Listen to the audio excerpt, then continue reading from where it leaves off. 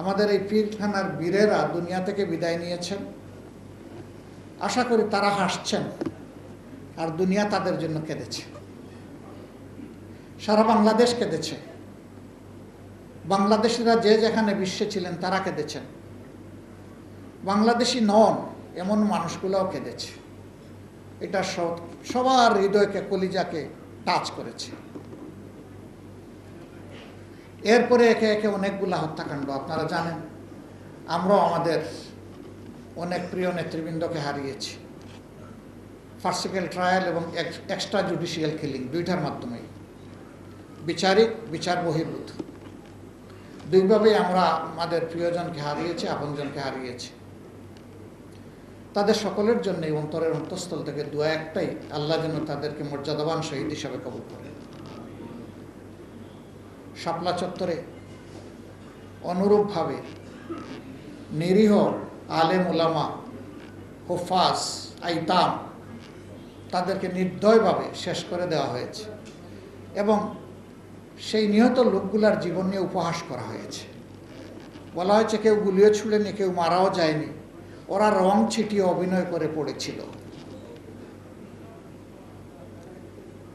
এইভাবে নিহত হওয়া লোকদের প্রতি উপহাস দুনিয়ার ইতিহাসে কেউ কোথাও করেছে কিনা আমার জানা নেই, কিন্তু বাংলাদেশ তা প্রত্যক্ষ করেছে।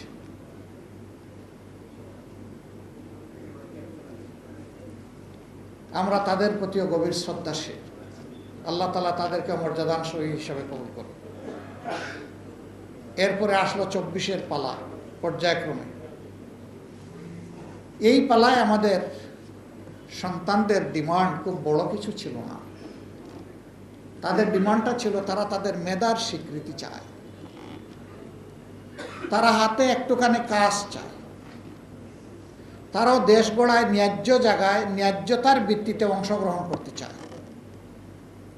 কিন্তু সেই একই কায়দায় তাদেরকেও শক্তির বলে দমানোর চেষ্টা করলেন তখনকার ফ্যাসিজমের যারা হর্তাকর্তা ছিলেন। শেষ পর্যন্ত তারা ব্যর্থ হলেন, তবে বহু জীবনের বিনিময়ে। মাঝখান থেকে অনেকগুলা জীবনকে ঝরিয়ে দেওয়া হলো। এ জীবন ঝরে না, ঝরিয়ে দেওয়া হয়। অনেকগুলা জীবন ঝরিয়ে দেওয়া হলো এবং সেই জীবনের প্রেক্ষাপটে অসংখ্য ত্যাগ কুরবানি। যারা বেঁচে আছেন তাদের মধ্যে অনেকে পঙ্গুত্ব নিয়ে বেঁচে আছেন, হয় হাসপাতালের বেডে, না হয় একটা কষ্টের জীবন তারা বয়ে বেড়াচ্ছেন। তাদের সকলের প্রতি আমাদের গভীর সহানুভূতি এবং 24-এর যারা নিহত হয়েছেন সবাইকে আল্লাহ শহীদ হিসাবে কবুল করুন, সেই দোয়া করি। তাদেরই সহযোদ্ধা, ওদেরকে আমরা ভুলব না। আবরার ফায়েদ, সে তার দেশপ্রেমের জন্য খেসারত দিয়ে দুনিয়া থেকে বিদায় নিল। আল্লাহ তাকে শহীদ হিসাবে কবুল করুন। তার আওয়াজ ছিল আধিপত্যবাদের বিরুদ্ধে, তার আওয়াজ ছিল তার দেশের অধিকারের পক্ষে। আর শেষমেশ উসমান হাদি, সে এক নতুন ইনকেলাবের স্বপ্ন দেখত। একটা বৈষম্যহীন সমাজ চেয়েছিল এবং আধিপত্যবাদ বিরোধী একটা মাথা উঁচু করে বুক ফুলিয়ে দাঁড়ানো একটা জাতি দেখতে চেয়েছিল। তাকে শেষ করে দেওয়া হয়েছে, কিন্তু সে শেষ হয়ে যায়নি। সে কোটি মানুষের অন্তরে একটা শ্রদ্ধার আসন। সেই পিলখানার শহীদ, শাপলা চত্বরের শহীদ এবং ক্রমান্বয়ে 15.5 বছরে যারা শহীদ হয়েছেন তাদের সকলের চাইতেও একটা ব্রাইট আসন সে দখল করে বসে আছে। তারও বিচার। যেখানেই গিয়েছি গত নির্বাচনী প্রচারণায় যুবকরা হাত ধরে শক্ত করে ঝাঁকুনি দিয়ে একটা কথা বলতো, হাদি ভাইয়ের বিচার করবেন কিনা। এখনো বলে এই বিচারটা আমরা পাবো কিনা। আমরা এই বিচারগুলা পেতে চাই। তবে হ্যাঁ, ওই 15.5 বছর মানুষের উপর যেভাবে অবিচার করা হয়েছে বিচারের নামে, ওটা আমরা চাইব না। এটা যেন শতভাগ ন্যায় বিচার হয় এবং যার পাওনা সে যেন পায়। এতে যদি অভিযুক্ত কোনো ব্যক্তি একদম সম্পূর্ণ নির্দোষ ন্যায় বিচারের মাধ্যমে প্রমাণিত হয়ে যায়, আমাদের কোনো আফসোস থাকবে না। একজন অভিযুক্ত মানুষও দোষী না হয়ে যেন শাস্তি না পায়, সেইটাই আমরা দাবি করব। বরঞ্চ প্রকৃত দোষীরা যেন সঠিক শাস্তিটা পায়, এটা যেন নিশ্চিত করা হয়। আমরা দাবি জানিয়ে যাব এবং আপনাদের দাবির সাথে আমরা একাত্ম হয়ে চলতেই থাকব। আমাদের এই লড়াই অব্যাহত থাকবে ইনশাআল্লাহ। আল্লাহ রাব্বুল আলামিন এমন একটা দেশ, একটা জাতি আমাদেরকে দান করুন যেখানে আর প্রতিহিংসার রাজনীতি চলবে না, মিথ্যাচারিতা, ধোঁকাবাজি রাজনীতির নামে আর ব্যবসা হয়ে দাঁড়াবে না, যেখানে রাজনীতি ব্যবসার পণ্য হবে না, যেখানে জনগণ আর কারো দাসের মানসিক দাসে পরিণত হবে না, যেখানে সত্যিকার অর্থে স্বাধীন বাংলাদেশের নাগরিকেরা স্বাধীন নাগরিক হিসাবে মর্যাদার সাথে বসবাস করে পরিচয় দিবে, আমি বাংলাদেশ এবং এটি আমার বাংলাদেশ।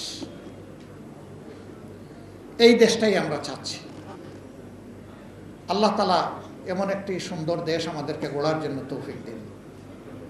আমাদের অঙ্গীকার স্পষ্ট, এই জাতির জন্যে ন্যায়ের পক্ষে, অন্যায়ের বিরুদ্ধে আমাদের লড়াই অব্যাহত থাকবে। অন্যায় অসত্যের পরাজয়, তার ধ্বংসস্তূপ, তার স্কেলিটনের উপর ন্যায় এবং সত্য প্রতিষ্ঠিত না হওয়া পর্যন্ত একটি ন্যায়ভিত্তিক, সমতাভিত্তিক সমাজ, মানবিক সমাজ প্রতিষ্ঠিত না হওয়া পর্যন্ত আমাদের লড়াই অব্যাহত থাকবে। আমাদের সামনে কোনো দল নাই, ধর্ম নাই। আমাদের সামনে আছে এক টুকরা বাংলাদেশ, আর আছে 18 কোটি মানুষ। তাদের সকলের প্রতি আমাদের এই কমিটমেন্ট। আমরা সরকারে যেতে পারি নাই, কোনো আফসোস নাই। আমরা বিরোধী দলের থেকেও জনগণের অধিকারের জন্য লড়াই অব্যাহত রাখবো ইনশাআল্লাহ। সরকারের সঙ্গত, ইতিবাচক, জনকল্যাণে নেওয়া প্রত্যেকটি সিদ্ধান্ত এবং কাজের আমরা সমর্থক হব, সঙ্গী হব, সহযোগী হব, সহযোদ্ধা হব। কিন্তু আমরা যদি দেখি সেই পুরানা কায়দায় কালো আইন বলবৎ রেখে অথবা নতুন নতুন কালো আইন তৈরি করে জাতিকে আবার নিগৃহীত করার দিকে যাওয়া হচ্ছে, তাহলে আমরা ঘরে বাইরে গর্জন করব। ঘর সংসদ, বাইরে রাজপথ, এবং আমরা এই দেশের মানুষের সাথে একাকার হয়েই করব। এই যে আমার সামনে একজন নিপীড়িত সাংবাদিক বসে আছে, এরকম আরো অনেকেই আছেন সে আমলের সাক্ষী, যাদের অপরাধ ছিল তাদের কণ্ঠ আর কলম ন্যায়ের পক্ষে ছিল। এটা বরদাস্ত করা হয়নি। তুষণ চাওয়া হয়েছে, তুষণ করা হোক, সব কিছুতে বাহবা বাহবা, আলবত আলবত বলা হোক। যারা বলেছেন তারা অ্যাপ্রিসিয়েটেড হয়েছে, তারা তাদের কাছ থেকে অনেক কিছু আদায় করে নিয়েছেন, পেয়ে গেছে। আর যারা বিবেকের পক্ষে ছিলেন তাদেরকে স্ট্রাগল করতে হয়েছে, লড়াই করতে হয়েছে, অনেক কিছু মেনে নিতে হয়েছে। এই সমস্ত মজলুমরা আমরা একাকার। আমরা চাই জুলুমের অবসান বাংলাদেশে হোক। আমরা চাই সেই ন্যায়ের বাংলাদেশটা প্রতিষ্ঠিত হোক, যে একটি মাত্র স্লোগান রাস্তাঘাটে, নগরে বন্দরে, বাড়িতে বাড়িতে, গাছের উপরে, তারপরে বাড়ির ছাদে উঠে সবাই দিয়েছিল, উই ওয়ান্ট জাস্টিস। সেই জাস্টিসের পক্ষে আসুন, সমবেত লড়াই আমরা চালিয়ে যাই। আবারও সকল মজলুমদেরকে আমার অন্তরের অন্তঃস্থল থেকে, মজলুম পরিবারগুলোকে শুকরিয়া জানাচ্ছি, ধন্যবাদ জানাচ্ছি এবং আপনাদের ব্যথার একজন অংশীদার, সাক্ষী হিসাবে বেঁচে থাকতে চাই। আল্লাহর কাছে সেই তৌফিক কামনা করছি।